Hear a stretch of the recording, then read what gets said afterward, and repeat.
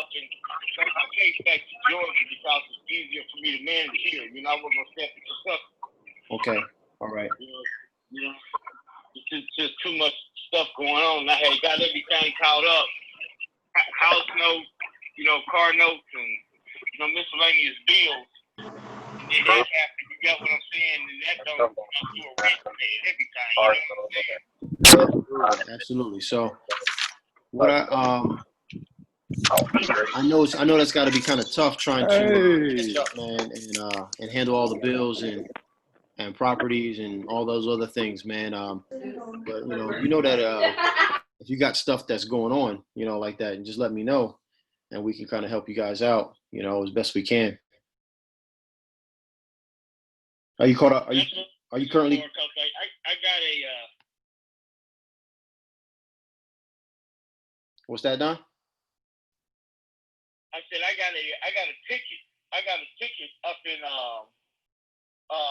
Connecticut, going in New York, going to Connecticut. I went down the damn Parkway. Okay. And now, you know what I'm saying, I had like $134, and my wife had a couple $100, and I put it towards, but that shit's due. It's kind of like due tomorrow, but I've been on this damn medicine, and you know what I'm saying, on this muscle relaxer, and it just is so much pain, and I just ain't been able to really get around and take care of my business like I want to now at the front door. Okay. And what I was calling you for to see if I could get a little help. You know what I'm saying? Which is $430. Mm-hmm. And I'm off by about $115. What's wrong? The thing is that. Go ahead. Huh? Go ahead. Finish up. The thing is that I can't go back to New York and handle no tickets. You got what I'm saying? So I just found this company that will get it called off the record, and they'll go up there and take care of everything for me. That way I won't have a FTA. You Okay. got what I'm saying? Yeah, so yeah. I have somebody represent me there, and he'll try to get rid of the ticket. Okay. And that's just the best I can do right now. And then what I was doing is like I was with my attorney today, and like what they did is like the company that I drive for, they had an insurance policy, you know what I'm saying, no fault insurance policy, but it's a commercial insurance policy, and a company that they got the policy with, they just now responded to my attorney, and my attorney's the one who's got to turn the paperwork in, authorizing, you know, representation to the company so they can give them a copy of the declaration so we can go forward. But everything looks good. Okay. So this is what I want to try to do, man. We got some things that are going on over here, and I want to be able to kind of take a look at the stuff that you already have. You said you sent it to me already in the email. Oh, the properties? Yeah. I can get you more properties. I haven't seen anything yet. But okay. I can send you properties. I was on the phone with you. Hold on a second.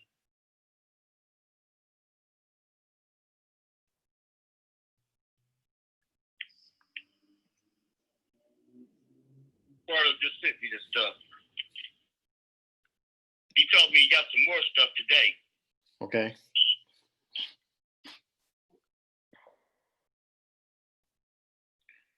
Well, what are they looking at? Are they looking at what type of property is it? Is it more than one? Yes, looks like it's 2 or 3 of them off market. 2 or 3, okay. You know, I try to. Yeah, hold on a second. Because we got some and you know what I do, right? Like, I mean, you understand that we're going to be wholesaling this thing, adding something on to it. We're going to you know, our buyers are looking for properties all the time, and they like what we do. They like the properties that we're sending them. So if the deal works out and the numbers work out, you know, I don't think you're going to really matter if the money comes from my pocket or their pocket, right? No. All right, so we're just gonna try to go through this thing and try to get this thing cleared up. I got one lady right now that has $500,000 liquid that she wants to invest.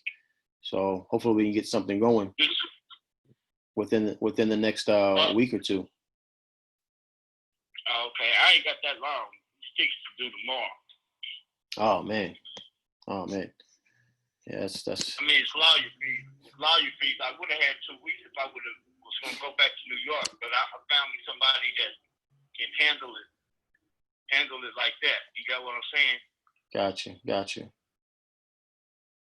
That's why I was trying to get you to send me, $25, $50 or something. You got what I'm saying? So I can put it in the pot and I can go ahead and take care of it. All right, I might be able to help you out with that. When can you have the properties that I can take a look at? I got them in my phone right now. What I'm trying to do is it's up. For some reason, it won't let me email this stuff. Okay. Hold on a second. I'm trying to figure out why. What section of the city are they in? Ones look like one's in East Point. Might be a couple of them in East Point. Okay, in East Point? Okay. Yeah, hold on, Tommy. Let me try to figure out how to get this stuff over to you. All right. So let me hang up and get into it and see if I can get it over there to you, and I'll call you right back. All right, call me back because I do have another call coming up here. Will you be available right after 8? Yes, I will. I'm going to get this guy a call and see what he's got, see if he can send me over some more stuff. Okay. So you guys are trying to buy up as much as you can, right? Correct. But obviously, I mean, it has to make sense on your end and on the end buyer's end, and obviously on our end. But as long as the numbers make sense. I mean, always $30,000, $20,000 profit. You know what I'm saying? It's not going to be a home run. Up front, that's what they're going to be sitting over at. It ain't going to be no home run. Well, we're not always looking for home runs. We just want to get on base, but we want to make sure that it's going to be profitable for everybody, not just one-sided. I got you. All right, so I'm gonna look for that and look forward for my call around just after 8. Okay, buddy. All right, all right. Take care.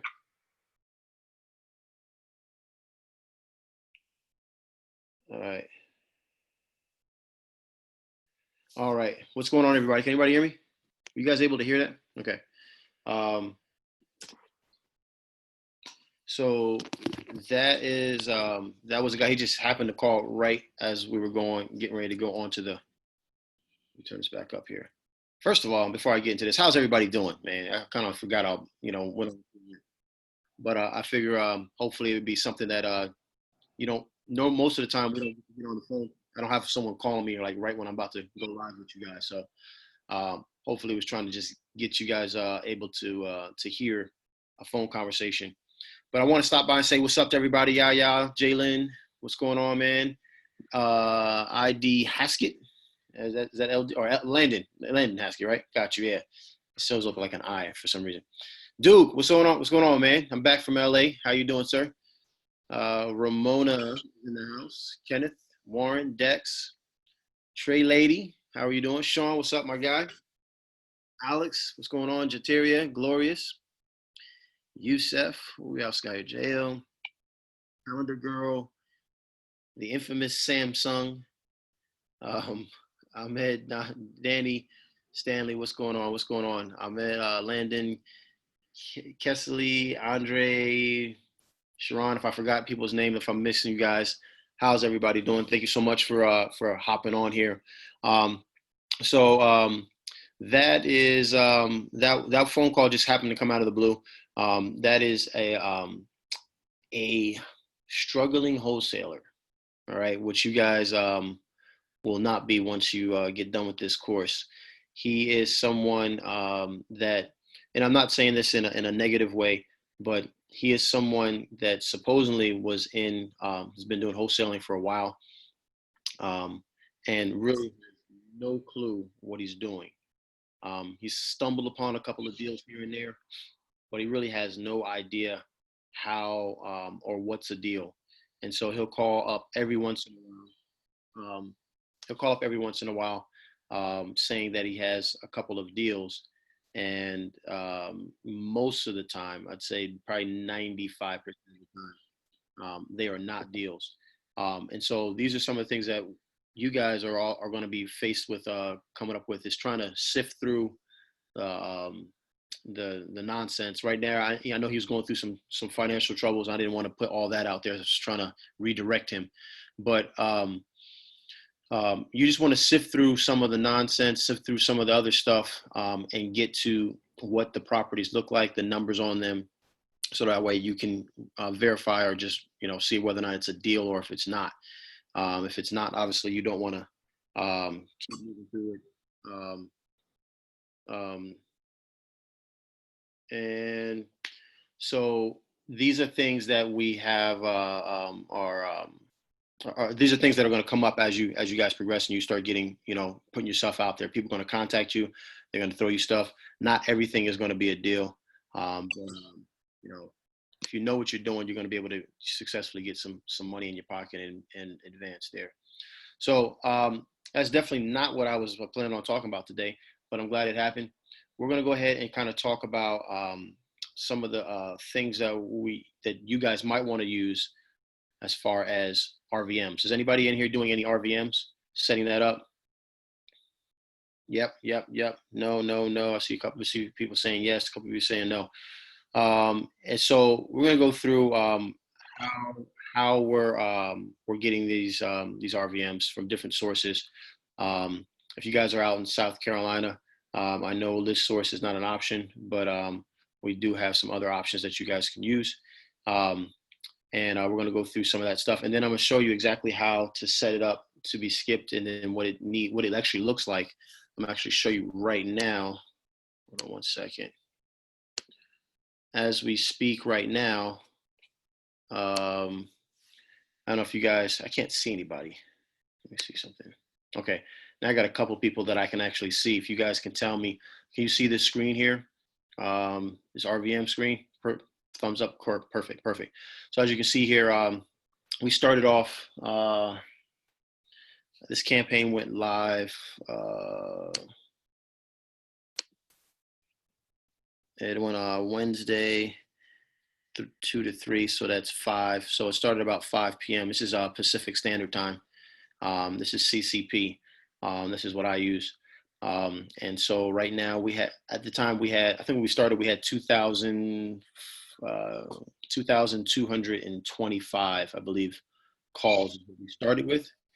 And this is where we're at. So how do we get to this point? We're going to talk about that. Okay, there's a lot of steps to just get to this section right here where it's actually making phone calls. The phone calls are being transferred to another number. And then those numbers, you can either set it up a couple of different ways. But we're going to go back to this and boom. Okay, first, number one. A lot of us are doing driving for dollars. That's awesome. If you guys want to add something into it that is going to turn outbound leads into inbound leads, meaning you're going to turn stuff that's going out and kind of qualifying them, in a sense, have those leads come in, you can start using RVMs, ringless voicemails. You'll also hear this called voicemail drops. They'll say these are voicemail drops, right? So it can be one or the other. RVM, voicemail drops, voice drops. Some people call them different things. But nevertheless, what we're going to do is basically curate some data. And I think I've showed you already through list source how to create some lists and how that data looks once you receive it. Okay. And then once we receive this data, we need to go ahead and put it in a certain format so it can be skipped. And then once it gets that, we have to put it in another format. So we're going to take it step by step. So we've already kind of gone through list source. Everybody kind of has heard list source. I'm going to go ahead and I'm going to need to share my screen again.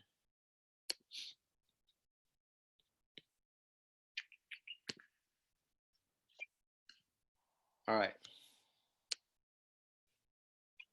So let's put this over here somewhere. So we can go here and we can look up different properties. All right, we can look at the ones that we have here in our database here. We can go through. We have 545 new leads. We got 6 campaigns going on. All right, and so there's a lot of different things that you can do here. You can look them up by owner. This does work in South Carolina. I know in some of the other states that deal machines, I'm sorry, not deal machine,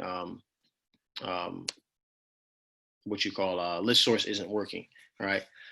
So here, what we've done here, you can pull vacant absentee. This is a software called REI Pro, if you guys haven't heard about it. So you can pull a list from vacants if you want to do all your vacants in a particular area, absentee owners, whatever you wanted. So let's say you said you wanted absentee owners and you wanted it in, this thing seems to always be in the way. You wanted it in Georgia, okay?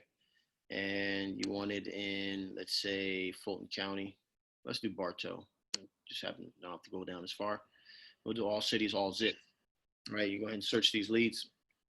It starts to pull up all these leads. These are only absentee owner leads, all right? So we have 14,581. We're going to go ahead and you can go ahead and remove the ones that you don't want. So let's say we don't want all those. We just want multifamily, duplex, single family, let's say townhome. Hit apply. Let's see what that brings it down to, 12,302. Let's see if we can do a little bit more. I just want to get it down to a manageable number. Put up to 60,000. Down to 3,000. Want to do 3 bedrooms, 368. Okay, so now we got a manageable number here. We can go ahead and save that, and these are our numbers that are going to pop up here, right? We use the numbers that are going to pop up, just that simple. These are all the people in that particular county. A lot of them in Cartersville, Ackworth, as you can see here, right? So you can go ahead and download. You can click all of them, right? Or you can just pick ones that you want. You're going to download this. Obviously, it's going to come into probably an Excel or a numbers format on my computer. Automatically defaults into numbers because I have a Mac.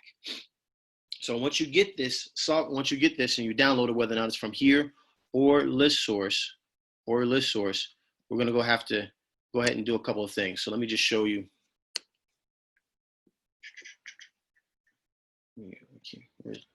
Man, I tell you, this thing is always in the way. All right.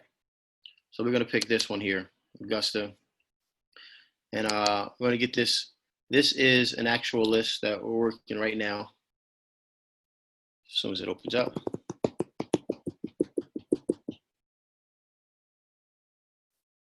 All right. So this is how it's listed. This is how it comes off of list source. And this is, same stuff, how it's broken down. They give it the first, middle, initial, and last all in one column, and then last name, first name, and then a whole bunch of other information. This is a absentee owner 50 to 100% equity list. All right. Over here, it breaks down the percentage of equity. This one has 51%. This has 100% equity, 100. That means these are all paid off right here, right? So just learning how to read the list can kind of point you in the right direction on the people that you want to call first. But nevertheless, we have to take this list. Then we have to put it in a certain format to get skipped. All right. Are you guys using REI Skip? Anybody using REI Skip for their batch skip tracing, for large amounts of skip tracing? Let me see. Let me see something, because for some reason I can't see the chat when I'm sharing my screen. Yep. Haven't tried it yet. Yes. Okay. Batch skip tracing. Cool. First of all, does everybody understand what? Oh, let me just explain it.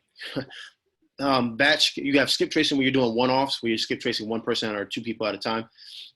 You have batch skip tracing when you put basically a large file into a batch. Think of that, and then sending it off, and then that whole list will get skipped.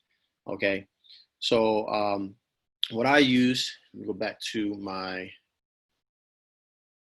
Trey lady. We're all newbies here. We're all newbies here. Always think of yourself as a newbie, because then you're always looking to learn. All right, so we're back to here. So what I do is I go to, dang, these things are always in the way. We're gonna go to, let's see. I'm going to go to REI Skip. So REI Skip has recently changed the format. I actually put out a YouTube video on how to do this, but they changed their format. So it's not exactly how it is on the on my video. So you can go here, actually go to products, and you're going to go to 48 hours REI Skip. You click on the big picture. It's not really that obvious, but once you click on the big picture, it'll say here, click here to see sample CSV file. It's very, very important that you transfer, and I'll show you how to do that. It's very, very important that you transfer your file into a CSV file. If not, they won't be able to, that stands for comma separated, I don't know what the V stands for actually. Comma separated, value. Comma separated value. So you want to make sure that's in that CSV file in order for it to be batch skip trace through REI Skip. But if you click on it here, it'll open up and it'll show you the correct format. So correct format is property address, last name, first name, and then the mailing address, city, state, all right, and zip. Okay.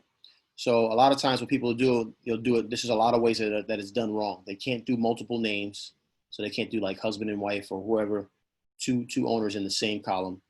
They can't do LLCs or corporations. This is again another way of doing. Sorry, that's my mom calling me. So, and Sean, your mom called me too. I don't know what's going on. But Justin and Thalia can't do it that way. You have to separate it and it has to look like this, okay? So once you have this, once you understand this, and again, like if you didn't see how I got to this point, all we did was we went to the product screen, click on the big logo, and then it'll open up and it'll give you this option right here. So click here to see sample CSV file, all right? So once again, this is how we got this file. This is how it came, but we can't use it like this. We can't use it like this, okay? In order for us to use it,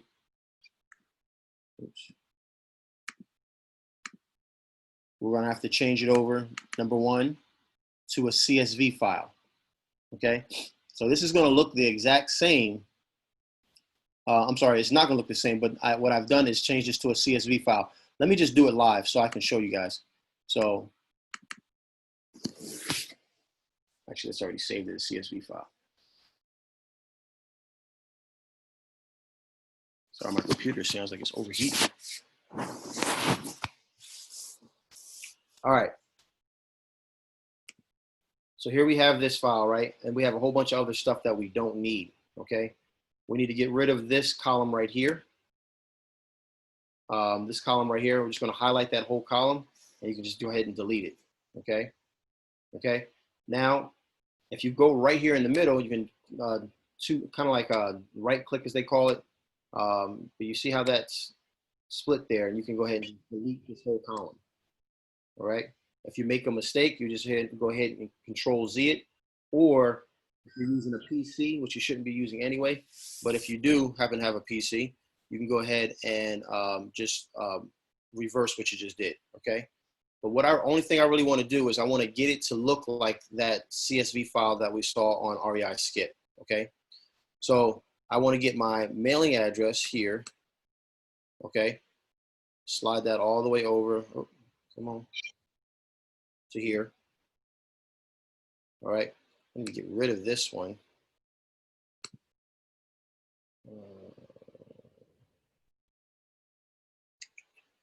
Duplicate. No, I want to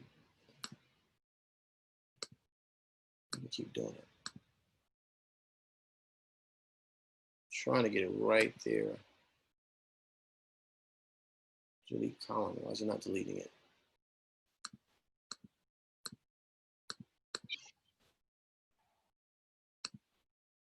There we go. Now we delete it. Now we have last name. We have first name. We don't need middle initial. I learned that do not put a middle initial at all or a middle name at all. Okay. Once you do that, we're going to delete this column here. And what you can do here is all this other stuff we don't need. We just need to get to the city and the state. So what you can do on Excel, if you have a PC or numbers, is you go ahead and hit one column, hold down the shift button until where you want to stop. So I want to get all of these, and I want to delete all of those at the same time, okay? Hit delete, boom, all those are gone. And really, I want to remove, delete selected columns. So bring all that together, okay? All right, so now we have it as mailing address, we have last name, first name, then we have the mailing city, state, zip code, okay? The rest of this stuff here, we don't need. So we're gonna go all the way over here. We're gonna hold that shift button, go all the way to the end, and then we're gonna hit edit and then delete. It's gonna take a little while because it's a lot of data, and all that stuff is now gone, okay? So now I have exactly what I need. I'm not gonna save this because this is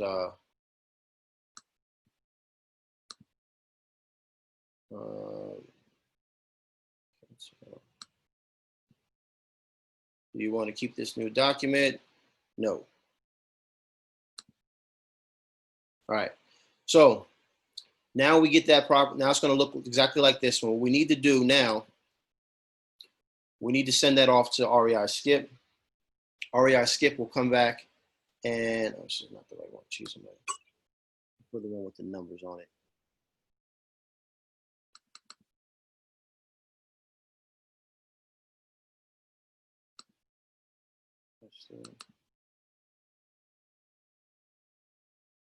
Give me 1 second. I got a lot of Augusta files here.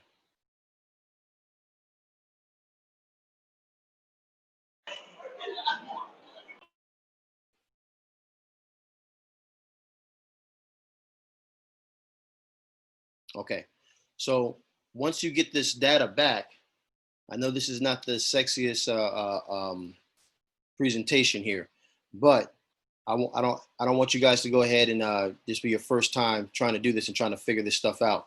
Once you get this data back, it's going to have a whole bunch of numbers, right? Whole bunch of stuff that you probably don't need. Here's what we found is that you want to kind of use phone numbers, phone 1, 2, 3, and 4. Pretty much anything past that is probably not good numbers. Like this person, there's no way this person has 18 phone numbers unless they're a wholesaler and using CallRail or they're a drug dealer, one or the other. But if they're not one of those, they're not going to have 18 phone numbers. It's probably going to be one of these 4 up front, and then you'll use those numbers. So what you'll have to do, it's kind of tedious, it sucks, but this is the way you have to do it. If I don't show you this, you're going to look at me, you're going to try to do this, and you're going to be like, what in the heck unless you just are good with Excel and you know how to do these type of things. But for me, it wasn't, and it took me a while to figure it out. So what you're going to have to do is you're going to have to figure out, let me move you guys out of the way again. You're going to have to figure out exactly how many numbers there are, or entries there are. For some places like this one, like as you can see right here, there is no number, right? But to make it easier on yourself, you just figure out what they are. So you just look over here on this left-hand side. You'll see the count on this left-hand side here. So I'm just going to scroll down to the bottom until I get to the bottom. Forgive me, my computer's running a little slow because it is getting hot. But there's 1,428. Now you need to get this column of numbers because when you put it into your RVM, they don't care about all this other data. Okay, they only care about the phone number. You're going to have to create an additional Excel spreadsheet to put this row of numbers along with the other 4 all in one line, meaning that this row of numbers this row of numbers will be right here, and then you're going to have to take this row number and put it underneath so the system just reads it all as it goes right down the line. Does that make sense? All right. So basically we have to get these 4 rows all together in one row. Okay. So in order for us to do that, in order for me to do that, what I had to do is go ahead and basically open up another file, another Excel spreadsheet file. And I have to remember there's 1,428 entries going all the way down. So when you open up a new file, as you can see, this is in numbers here. So If you have a Mac, you're going to have to transfer this over, but I'm going to do this here for you. So when you open up this new file, I know that I'm doing 4 rows. So 1,428, and there's 4 columns that I have to slide underneath each other, okay? So that first column is going to be 1,428 entries. That second column is going to pick up from 1,429 all the way through to another 1,428. Does that make sense? If it doesn't, let me know, okay? So I'm going to have to open up a new file. And as you can see, this little tab down here, I'm going to have to drag this thing down. It's very tedious. Drag it all the way down. Some people might know a faster way of doing it, but this is the way I've done it. And if it's faster, someone please let me know. But I will drag this down times 4. So 1,428 times 4, that'll give me exactly how many I need, because I need all of those numbers in one line. Does that make sense? It has to be all in one line. So 1,428, let's just call it 1,500. So we're talking about 6,000 is where we're gonna have to stop at, somewhere around 6,000. Once we do that, I'm not gonna go all 6,000. I've done this already. Once we do this, we're gonna go back to no, wrong one. Where are we at here?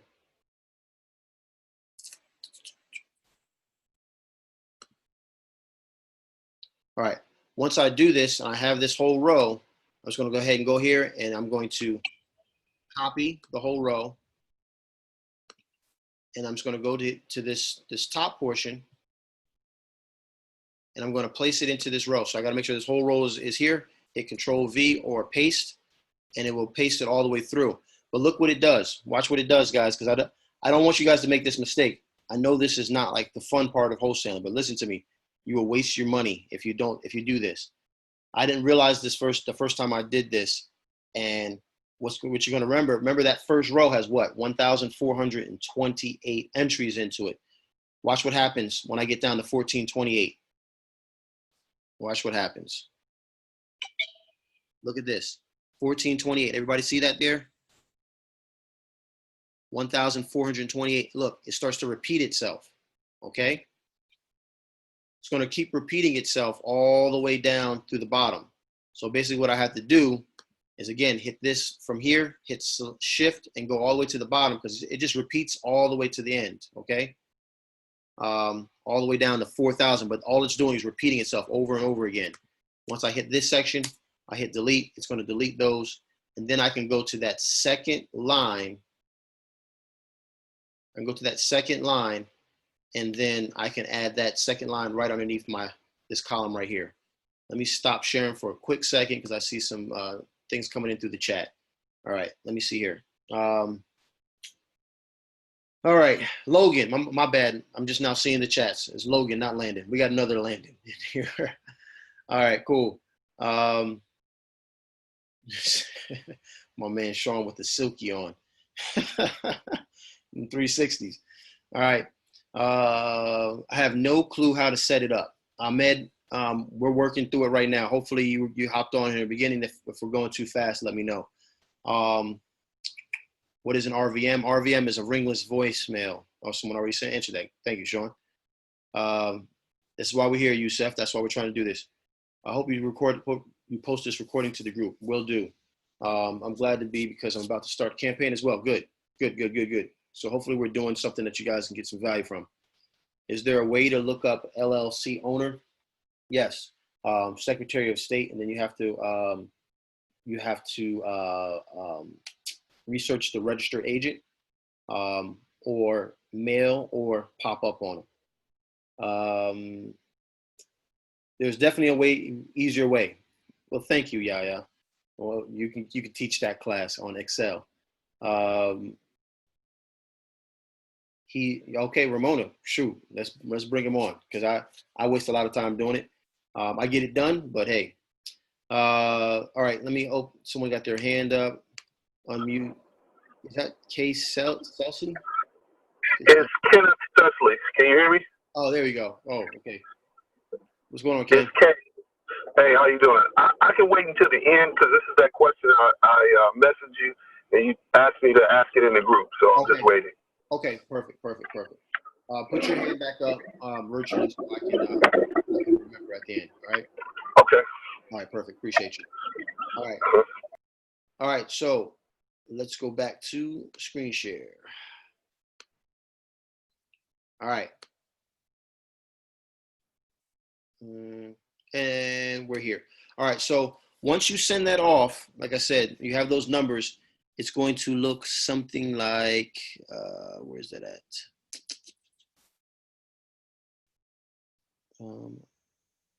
Here it is. All right, this is all it's going to look like, right? I have what it's listed at, so I can remember, because obviously if you don't label this thing and you go back next month, you're going to be like, what the heck is this? It's just going to be a whole bunch of phone numbers. So make sure you label that thing. And it's just a whole bunch of numbers. It does not matter. So like the skips here, you don't have to go around and take that out. It doesn't matter, okay? Just keep them in there. These are all the numbers all the way down. And you'll be able to now take this and make sure that it's in a CSV file. So all you have to do in order to do that, like right now, you can see here it's in numbers. All you're going to do is you're going to go ahead and export as CSV. So all I did was go to the file. I'm pretty sure it's pretty similar on a PC, but you're going to export it as a CSV file, and then it'll change it over to a CSV file, okay?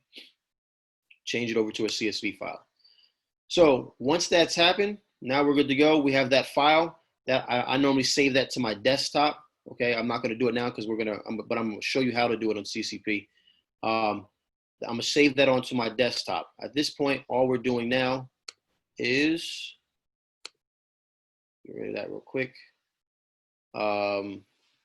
All we're doing now is we're going to go back to our cold calling campaign. Okay, as you can see from the time, just this time that we were talking, it was in like 1,500 or whatever. This actually is telling me how many calls we're having per minute. It'll fluctuate. Sometimes it'll be more, sometimes it'll be less. Okay, and so what we'll do is we're going to go ahead and make a database change. Okay. This database change, and it's really simple. You're just going to upload a list to call. Once that happens, okay, this is going to open up. Sorry, I forgot. This stuff is on the bottom. All right. What you're going to do is you're going to hit this. Would you like to clean against the list for national do not call? Always do this, guys. It's not worth getting in trouble calling someone who's already on the national do not call list. All right. So you're going to say yes for this. It's going to be 3 yeses and a no. Would you like to remove duplicate numbers? Yes. And randomize. We want to do that. Would you like to clean against company-wide do not call? Yes. Call yes. Hit yes. And then would you like to remove wireless numbers? Heck no. We don't want to remove wireless numbers. So 3 yeses and a no. None of this stuff you have to touch. Absolutely none of it. Okay. All right. This list should, you're going to go right here. This list should replace the existing database. Okay. So we're going to replace the existing data. So I'm not going to do this now because we're actually calling numbers right now and we don't want to replace that database. But if we click that, and then we would just choose a file. Like I said, you just keep it on your desktop, name it whatever it is. You know, Charleston, South Carolina, absentee owner. And that's your file. Click that in there, upload it. Once it's uploaded, it's going to replace whatever file has been in that system. Okay. Once you do that, it'll open up, and then you have to go ahead and schedule your calls. So with this particular system, I don't have REI Rail. I've been using this one. With this particular system, it's all in Pacific Standard Time. So you can choose what days and what times you want your voicemail drops to go out. Okay, you just have to add 3 hours. For me, I have to add 3 hours. For some of you guys, you might not need to add any hours. You might be on Pacific time, all right? But for me, if you're in Central or Mountain or whatever, you're gonna have to adjust. For me, 2 o'clock is 5 o'clock here. So we're saying that it's gonna start between 2 to 3, which would mean 5 to 6. This one is 6 to 7. This is 7 to 8, okay? We're gonna do our last call around 8 p.m., okay? So once we hit this thing, all we're going to do is going to go ahead to enable and then enable broadcast. Once you hit enable broadcast, it's only going to enable, it's only going to call during those times that you've selected. Okay. So it's only going to call during those times that you've selected. Now, a lot of people ask, well, what is said? So if you guys have ever gotten these phone calls where people have just called you and there's just a pre-recorded message on there, that's what this is. It's a ringless voicemail. You can set this thing up multiple different ways. You can set it up so that it goes straight to a voicemail. Okay. You can set it up so that it only leaves a message if it's a voicemail. So literally it'll only leave a message if someone doesn't pick up the phone, and it'll leave a voicemail message to the voicemail. If that happens, there's a reason for that. There's a strategy behind that because they want people to call back. And a lot of people you normally do that during the day while people are at work, and you only want it to go to a voicemail because you know that most likely they're at work and they listen to the voicemail. And if they listen to the voicemail and then call back, that's a pretty strong lead. It's probably someone who wants to sell their property. So that's why it's running like that. For right now, we actually have it running to a real number. And so that number, we answer that phone. Someone calls right now, it's going to go to that live number and someone's going to pick up the phone. Okay. Let me go back here. Let me stop sharing. I want to kind of take some questions and see if anybody has any questions about this. Anybody have any questions? Liban, he said, how often do you call the list using RVM? Once a week, 5 times a week? It's a good question. So basically what I'm doing, I'm following along with what my mentors are doing, and they are purchasing 5, 6, 10 lists, and they just keep them in rotation. So this list that went out today, we'll probably recall them in about a week or so. And then tomorrow we're going to upload another list and call that list, right? The smaller list, we did another list on no, what day was that? Was that Tuesday? No, it was Monday. It had 500 something names on it. That's a list that we're going to just start to call. In the interim, we're going to call one by one, just going right down the line. It's very tedious, but this is how you get in contact with people, because there's a lot of people that just because they don't respond to their ringless voicemail, they doesn't mean they don't want to sell, right? So they still might want to sell. They just heard a pre-recorded message and hung up the phone. So you still want to try to reach out to some of them as much as possible.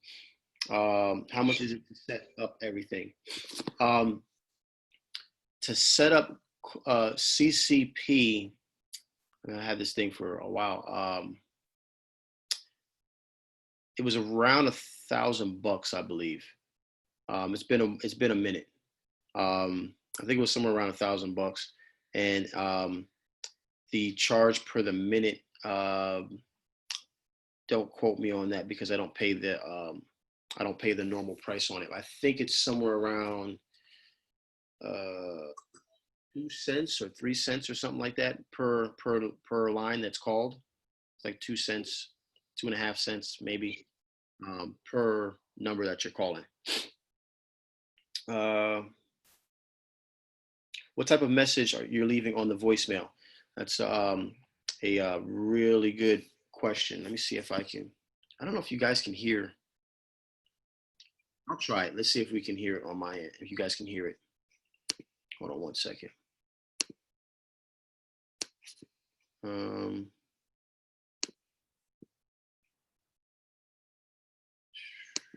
go. I've told you guys before my opinion on making sure that you have a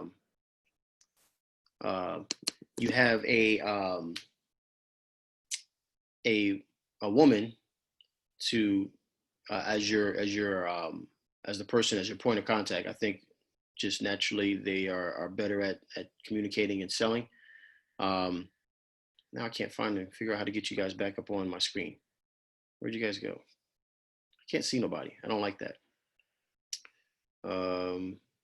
Anybody see me? Because I can't see anybody. This is what I get for trying something new. See what happens? Hold on. This is cool. Okay, there we go.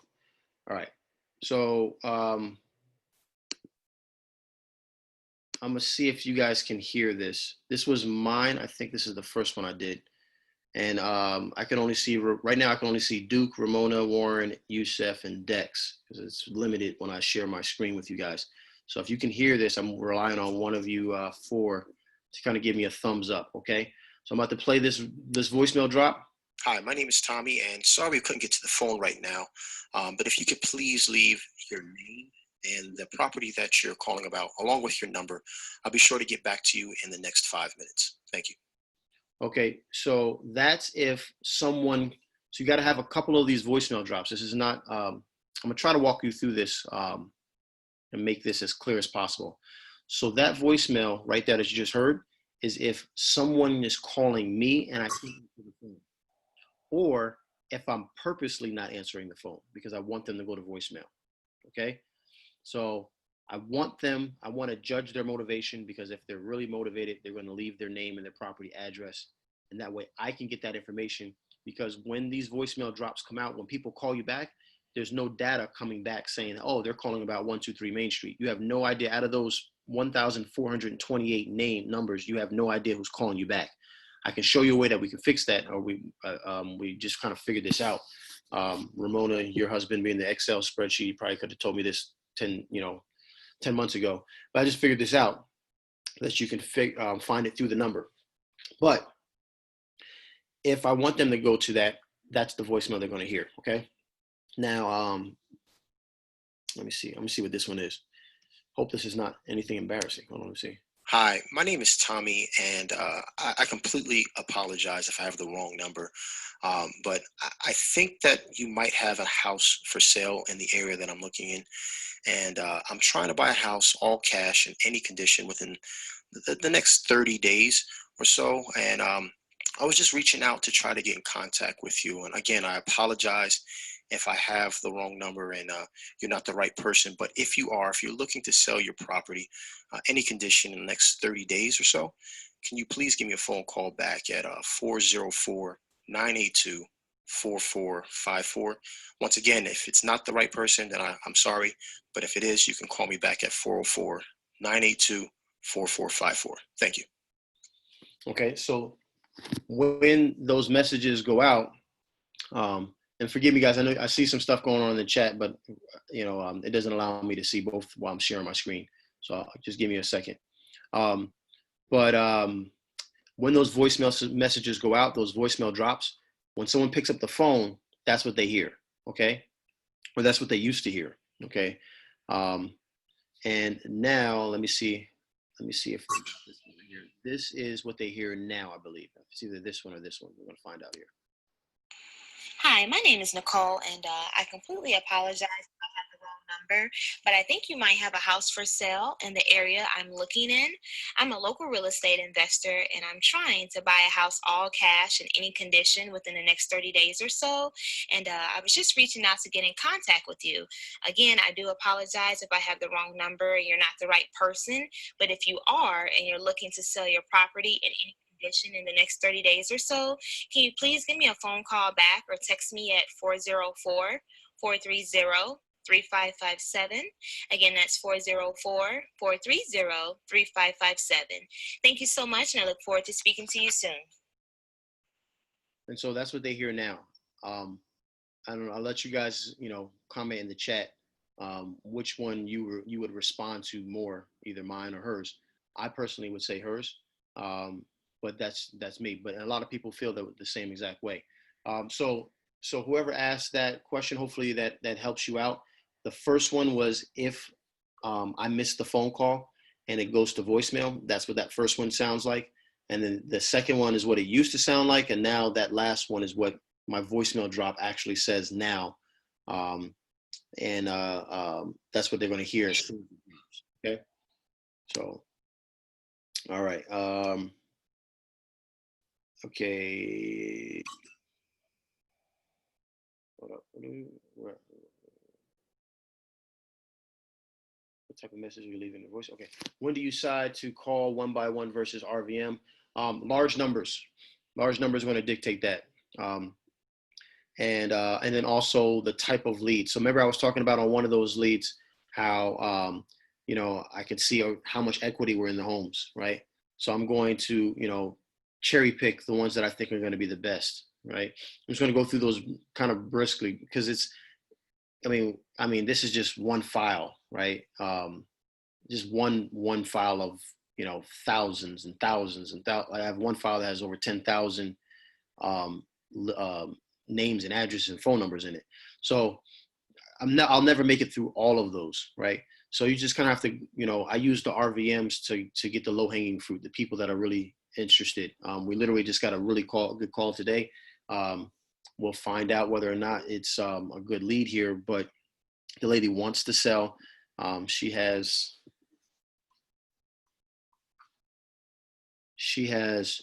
2 houses in Atlanta. All these houses were inherited.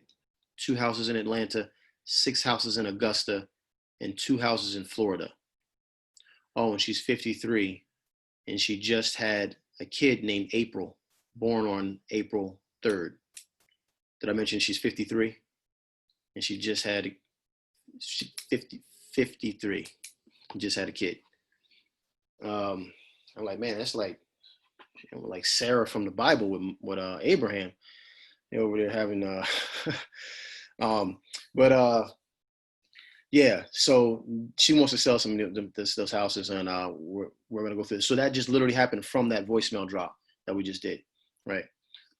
So this stuff has potential, right? You're not gonna get every deal.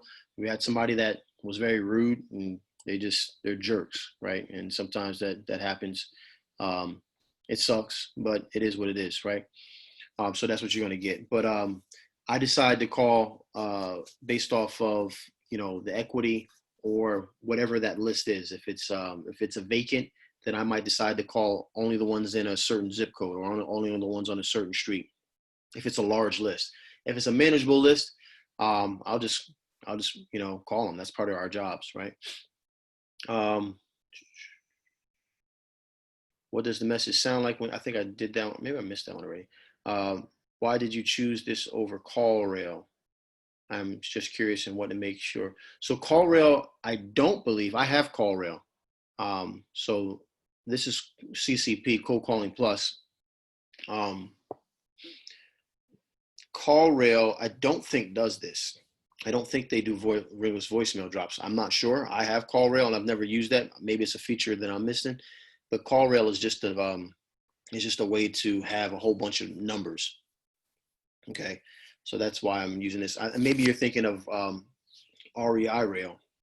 REI Rail is definitely better system than CallRail. I'm sorry, than CCP, Cold Calling Plus, simply because when someone calls you, it pulls up their property. Okay. What is CCP? Cold Calling Plus is CCP.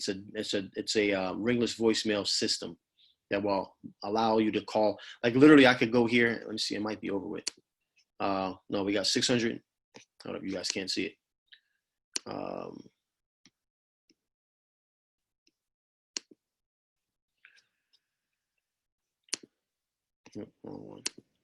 So as you guys can see here, we got 634 more numbers to call. All right, and it updates every 30 seconds. But I literally I could bump this up. Right now I'm saying I want my calling speed at 4. That's what I'm telling it, right? But I could put this thing up to put my calling speed to 1,000, right? It's going to call 1,000 calls per minute. But can I handle that much inbound? I can't, right? So I know I can't handle that many inbound calls. So I'm not going to put it at 1,000 calls per minute. So now you just saw it went down by probably about 11 because it went down to 627, right? So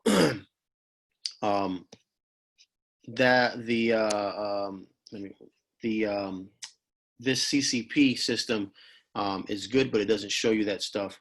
But it definitely works. I might have missed this because I was on the phone with the seller. Oh, okay, showing off. All right, Jalen, congratulations. But I was on the phone with the seller, and the RVM sounds like. And do you use women or men on the RVM? Jalen, I think you did miss that. It used to be me, and now it's not. I use Nicole, who does it. Yes, you can hear me. Cool, cool, cool. I have one just like that. I call the guy next door. Cool. This is perfect. Is there any way I can rewatch this call? Yes, Ahmed. As soon as Zoom sends me my links. Okay. What service am I using to allow me to receive voicemails? Right now, we use CallRail. CallRail allows us to have voicemails coming in, and we can track the numbers that they're calling. Right? Do you have the recording made, or does the RVM service make the? No, you have to have it make it. You have to make it yourself. Record it yourself. You can record it on your iPhone, or record it to your computer. All right, that's crazy. Okay, do you get more people calling you back saying they don't want to sell, or more people wanting to sell? What's the ratio? It really here's my personal opinion on using this type of stuff. I think it works better in lower end markets than it does in like a bigger city. I tried it here in Atlanta, and I didn't have great success in Atlanta. When I was using it in Macon, in a very depressed market where a lot of people were selling it, it was great. Like my phone was ringing off the hook. And so that's why we're using it in smaller cities like Augusta, Columbus, and some of the smaller cities. So I meant Call Loop. Oh, okay. Again, Call Loop, Yusuf, I wish I could speak to that, but I don't have Call Loop, and I have never used it. So I have not used Slide Broadcast, but I know people who have, and you can do the exact thing through Slide Broadcast. It's just way more expensive. So I think for like 100 drops, it's like $40 or something like that. So I'm doing less than that for 1,000. What service are you using that's allowing you to receive voicemail? I mean, just any type of call service. I mean, really, honestly, you can just use your own phone, just get a Google Voice number, and you can do that. Which list would be the best list for to use RVM? A large one. I'd say something more than you could comfortably call on a because always calling one-on-one is a lot better, right? But just something that you can if it's anything more than what you can manage, then use an RVM. What's the price for the service, Coach? Again, I think it's I want to say it was almost like $1,000 to get it set up, and then I want to say it's like 2.5 or 2.7 cents for every voicemail drop every minute. They go by the minute, so it's Cold Calling Plus, Courtney, CCP. Google Voice doesn't have voicemail. No, Google Voice has voicemail. I promise you. I'll show it to you right now. I don't know if you can see it. There's my Google Voice. Okay. And when you click on it, I don't know if you can see that little button right at the bottom. You guys see that? That's the voicemail button right there. And you click on it, and I got voicemails. So Google Voice does have voicemail. Let me ask you, do you have an Android? Is that what it is? Maybe that's probably what it is. You need to get rid of the Android, put that in the trash, and go get an iPhone. Where am I at? So,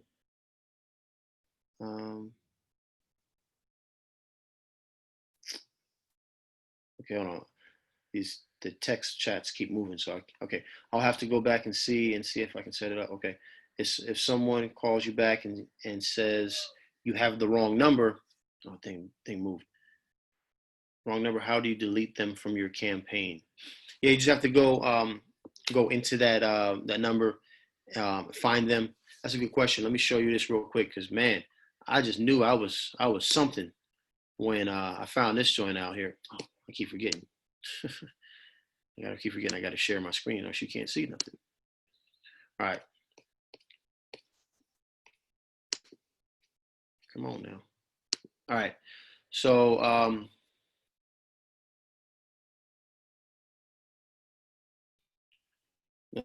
me see. I'm just going to pick a number. Command F, it'll pull up with this thing called find and replace, right? And I think if you go up here, because if you don't have a Mac, you can't use Command F. So I think you have to, right here, go to the edit button and then drop down and look for find. And here's the shortcut key for it, but you just click it as well. And then let's just say, so this is what's really going to happen, guys. This is exactly what happens. So they get a phone call, because remember, again, you're just putting phone numbers into CCP. There is no property description or anything like that. So when someone calls you back, all you're going to have is a phone number showing up on your phone, right, on your caller ID.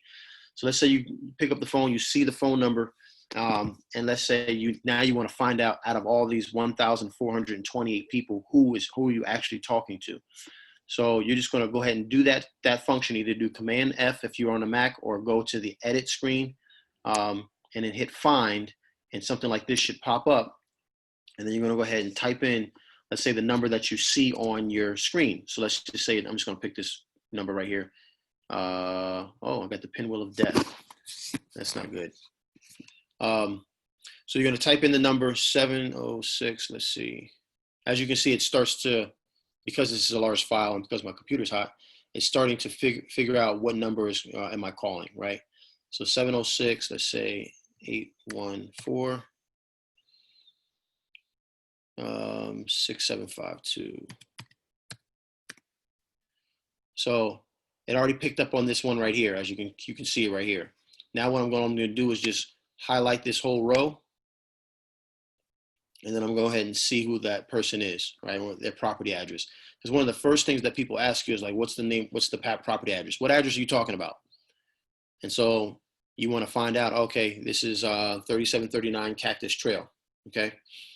And they say, oh, okay, all right, well, yeah, we're looking to sell it, or how'd you find our number, right? And then you have to go through that thing that we already talked about, all right? All right, so that's pretty much what we're going to do there. And if they had that wrong number, just like I just showed you that, I would put that number in. And then highlight it and then just remove it out of my database. I'm asking, is it better for vacant house leads or pre-foreclosures? Pre-foreclosures have a little more sense of urgency. There's less of them from what I'm seeing. There's a lot more vacant homes. And you have more time with vacant homes.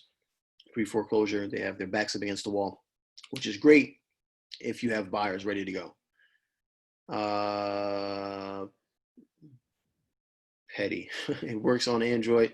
Google Voice works with Android phones. Yeah, Warren, whatever. iPhone gang, that's what's up. See, I knew I liked you, Derica. When I do get a deal, call you to complete the deal. I don't know any investors with cash.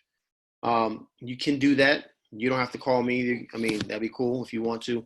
You can call anybody that's in your area. I don't know what area you're in, but what state you're in. But you can do that, or you can use one of the ways that we talk about, right? So that you can take 100% of that. Because we can definitely show you. We definitely show you in the course, and if you have questions, we can show you how to find buyers. Okay, close some of your apps, and then okay, how can I get MLS access without a license? You just pay me $1,000 a month, Ahmed, and I'll get you MLS access. No, I'm just playing. There is some place, I forgot the name of that website. The short answer is get with a real estate agent that's hungry and that's going to give you access so you can kind of find out for yourself. But there is something else. Aaron said PropStream, but there's something else that's something that has actually the word MLS in it that I heard was pretty good as well. I'll try to remember. But yeah, that's where we're at.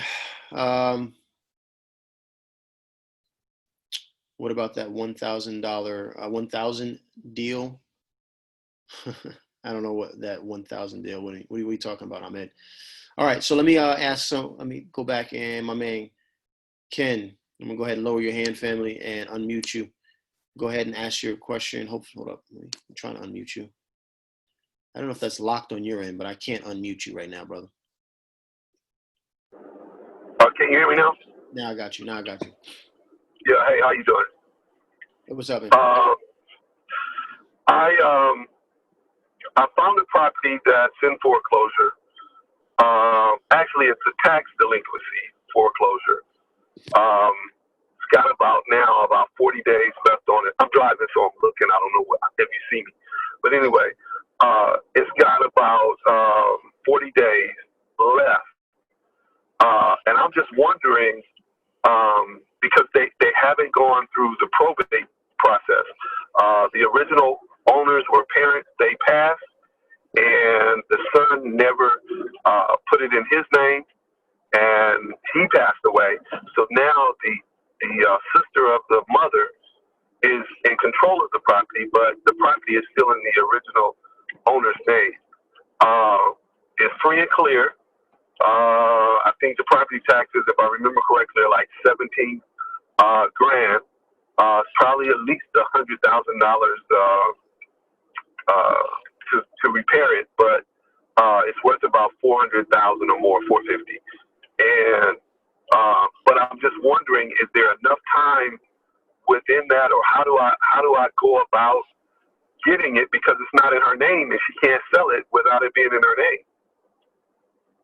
So she can't sell it without her being in her name. So it hasn't completely gone through the probate process, correct?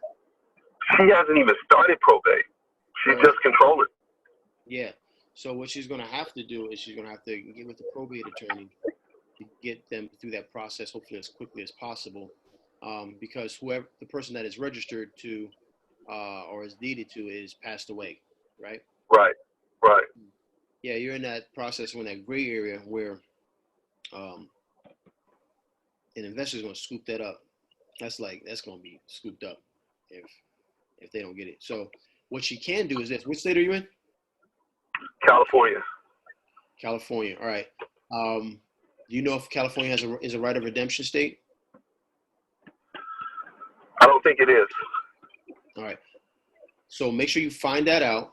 See if there's a right of redemption, okay? Because that'll give you more time, but she will also have to pay more money. So if it's a right of redemption state,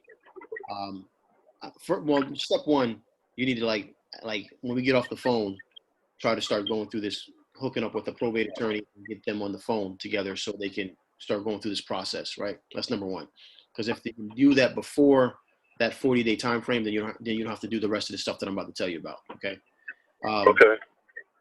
So number one, start that probate process. If you don't have buyers already, you really need to start collecting buyers, because this is going to be something that's going to have to be moved really quickly.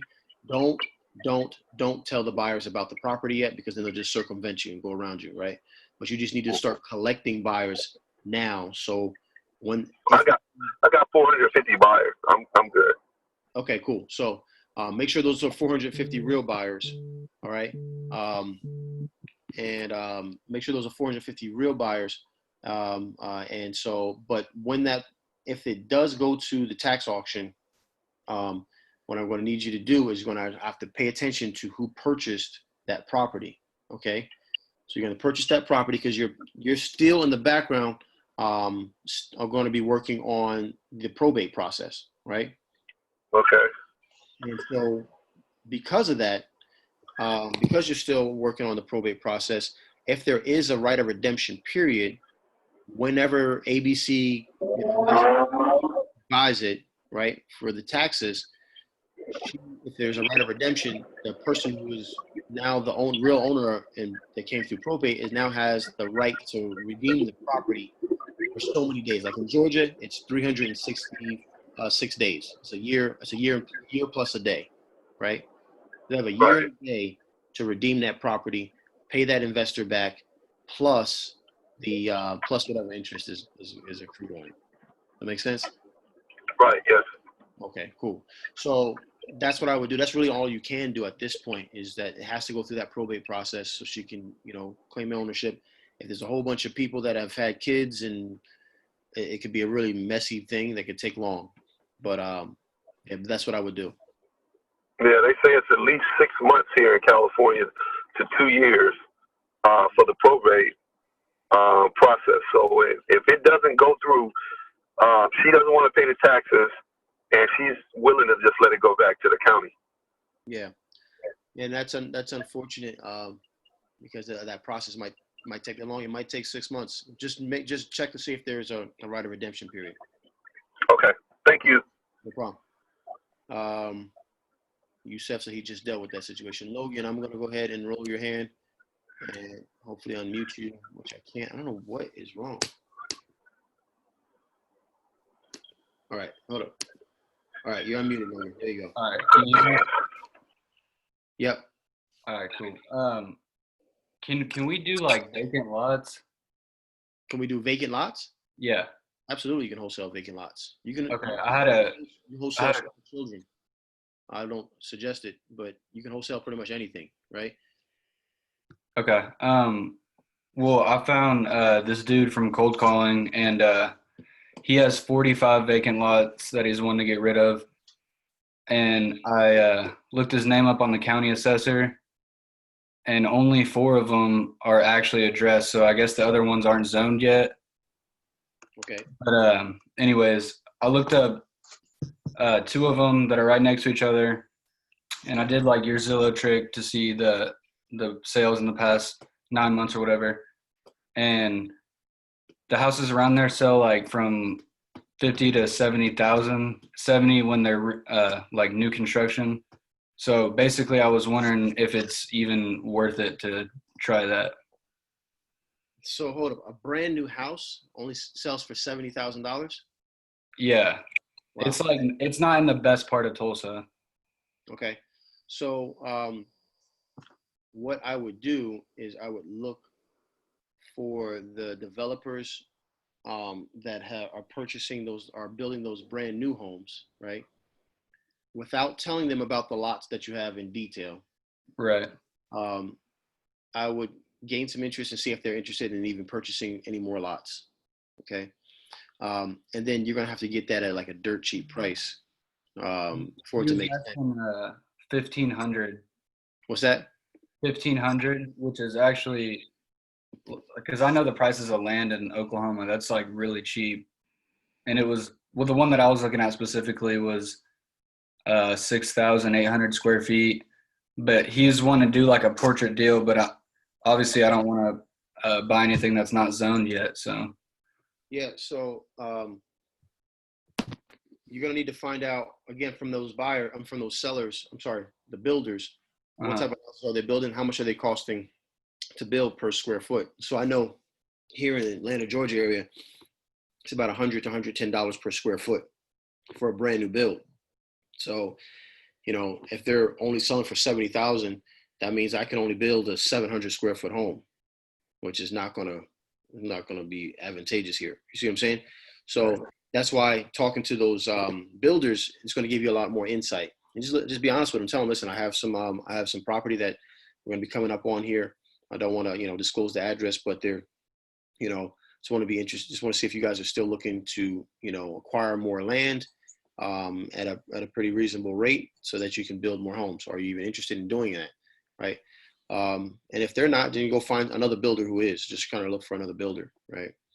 But land is very particular. It's like, it's not as widespread as or easily sold as some of the other properties, like a house. okay, cool. yeah, But yeah, you absolutely can wholesale land for sure. And if you get it right, you actually can make very good money wholesaling land if it's in the right place, or if you can see the vision of, okay, there's this land, this lot here, and then there's 2 abandoned properties next to each other, right? And you can, okay, well, if I can connect all 3 of these, that makes it a lot more valuable, right? So if you can see that and find those, like I haven't done that, but I know someone, her name is Gia.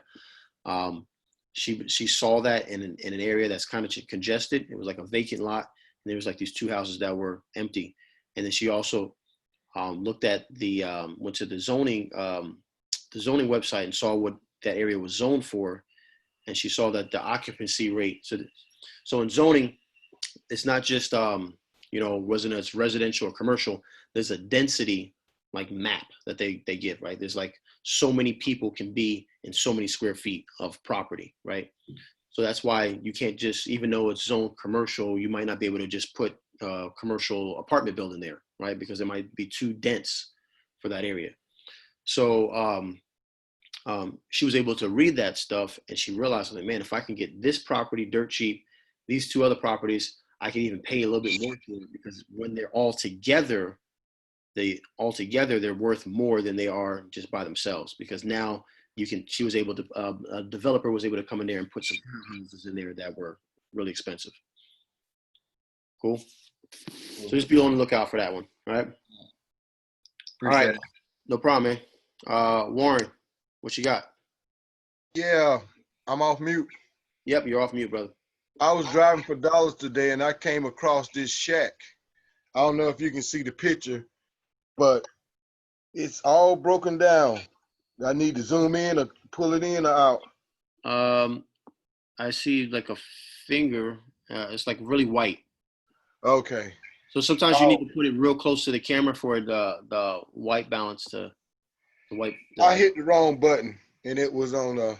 Oh man, is that an Android tablet? No. Yes, it is. Can you see it? I need to. It needs to come up a little bit higher, bro. Okay.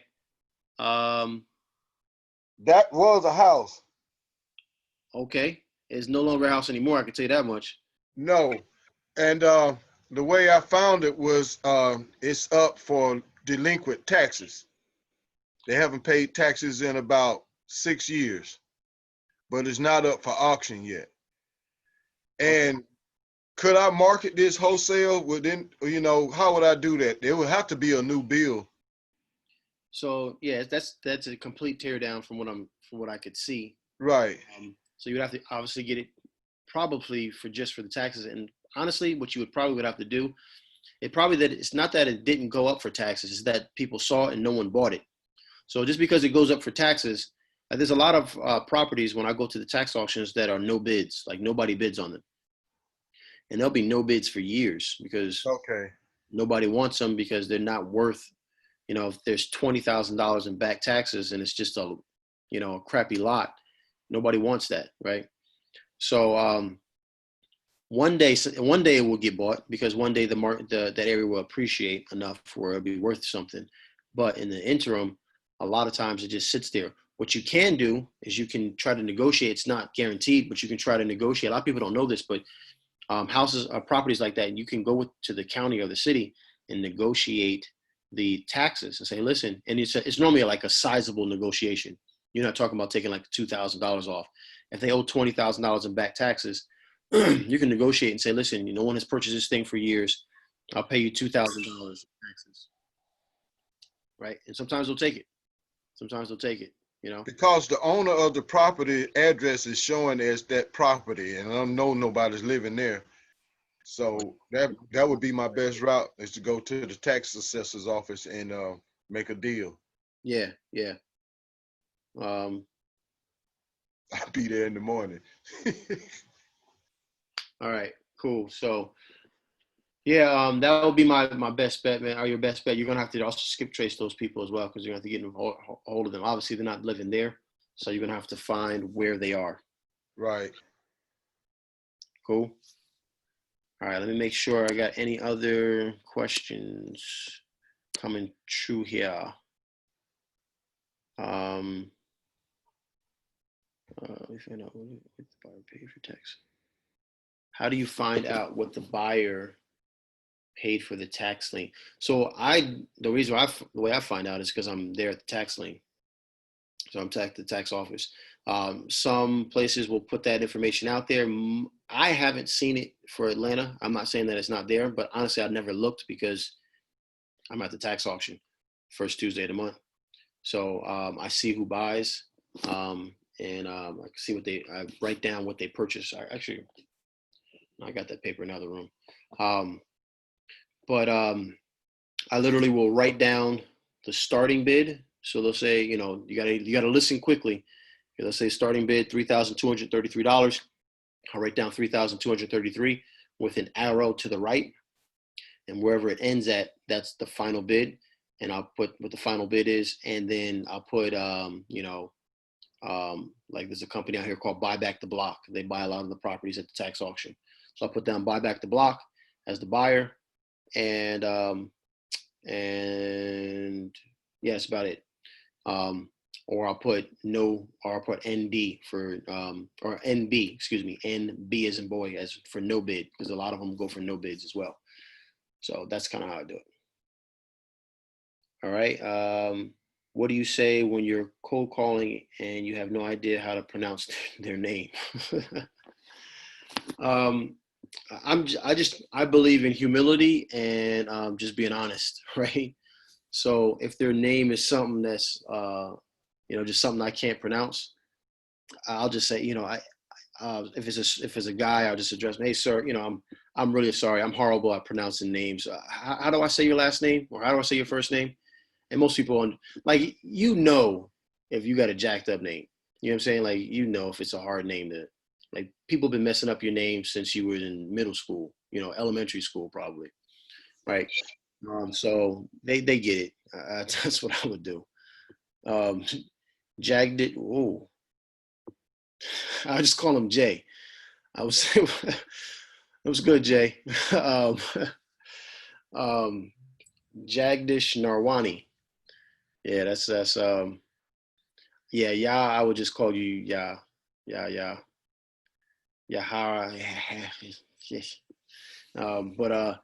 But yeah, that's what I would do. But that's just the honest truth, man. If I just can't pronounce it, you know your name messed up. I ain't name you that. That's your mama's fault. So, all right, we're about to wrap this thing up, and because I'm trying to go to Top Golf and get my Tiger Woods on. Anybody got any questions? Questions? Why did I say questions like that? Any questions? All right. So using this RVM system, this is not something, again, this is something that you can do. Just try maybe purchasing a list and try getting an RVM, and maybe just do that once a week, right? Because once your first time doing it, it's going to take you a little while to set it up. But once you set it up, think about it. You can still do your driving for dollars. You can still do your bandit signs on Friday nights.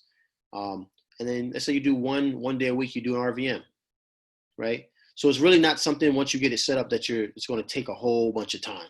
Like, the system does all the work. You just got to be there to answer the phone calls and call the people back. So see if that helps you add that into your repertoire, and yeah, let's make this thing happen. Let's get some leads going. All right. Great value when I get to the next deal. Top Golf on me. Okay, cool, man. Cool. I'll take you up on that. All right.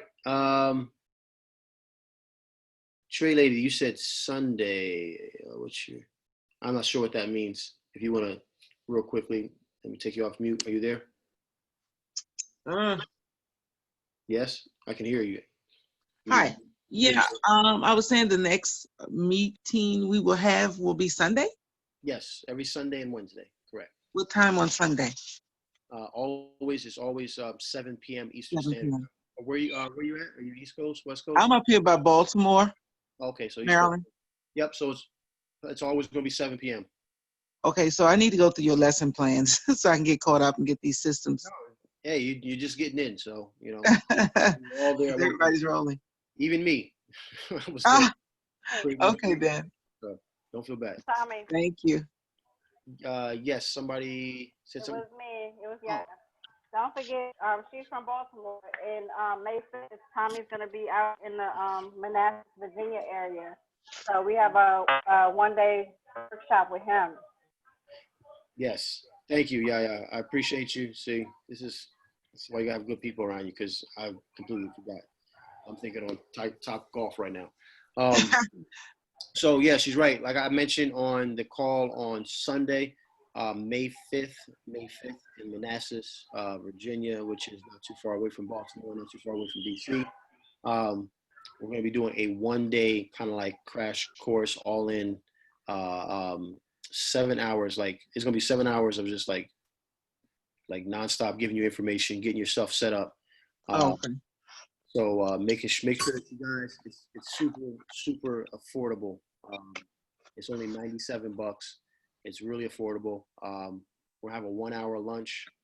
That lunch will be up to you guys if you want to go out or in, but I'm going to stay in and answer questions during that 1 hour. I really won't be taking a lunch. It's going to be there just to be working for you guys. You gonna have an email or something to tell us about it, or you gonna let us know Yeah, do Sunday? you have that? Oh shoot, she on it. She on it. She already put it in the chat. Okay, great.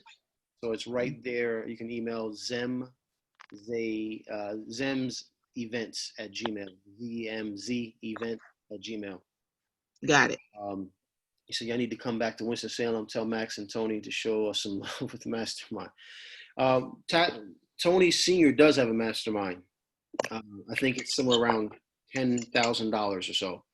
Well worth it. But I know he does have a mastermind. Excuse me. Max has got too much stuff going on right now. He does have a mastermind, but like Max is super busy. I'll just be honest with you. But yeah, Winston-Salem, y'all got a lot of love, man. Max started off there, so stop being greedy, Yusef. Stop being greedy, man. But yeah, May 5th. And then if you guys decide to do this, it's not mandatory if you do, but if you decide to, the following day on May 6th, 4th? Hold on. I'm confused. I thought the year before, is it? 4 people. Yes, we got 4 more people. Okay. Yes, May 6th. You were holding up 4. I was like, hold on, how do we go to the 4th? I'm meeting. I got you. All right. May 6th, if you guys decide to do it, we're only gonna have 4 people. It's gonna be a lot more intimate because we want to really be able to dive into each individual person's business and have each individual person's business set up. So that is not mandatory for that first day, but the price for that is $500 because it's literally all day. Like when I say all day, it's like we're talking about 9 o'clock until whatever time we get done. I've done these for one-on-ones, and we're talking about like an easy 12-hour day. But when you walk out of there, like your business is set up. So that's kind of what we're doing, man. I'm trying to do my best to make it affordable for everybody that's really serious. Not want to say really serious, but really ready to go to that level and feel like they need that attention. And make it something so that you guys get a lot of value out of it. So thanks for Excuse me, Tommy. Yeah. You said May 5th, which is a Sunday, and May 6th, is that Monday? Correct. Oh, okay. Yep. Okay. So definitely would have to take time, maybe take a day off of work or something like that. But hopefully yes. a lot more days off of work once you set up and you ain't got to go to work. Right. Absolutely. But yeah, so that's what it is, May 5th and May 6th.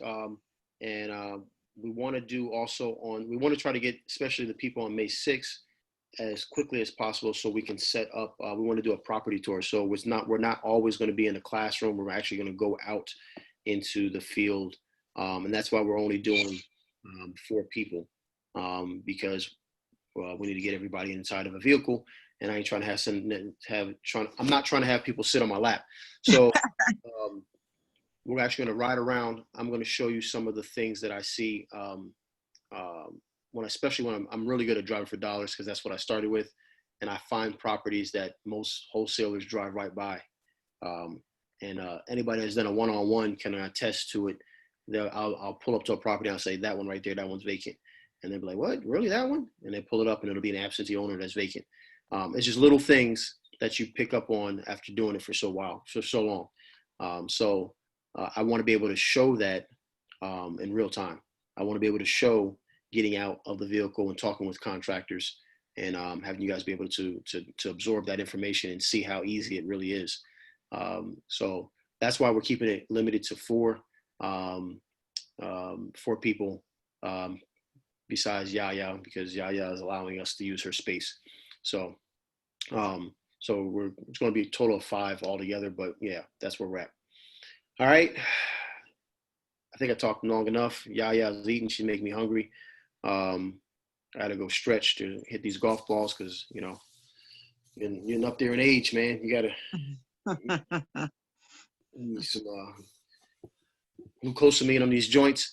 But I appreciate you guys. Love you guys. Make sure we go out there and actually take action on this stuff. And let's make some money. Let's change our lives. All right? Yeah, have a blessing. you. No problem. You're welcome. You're welcome. I'm going to leave this open so you guys can continue and talk amongst yourselves. But I'm stopping the recording now. All right?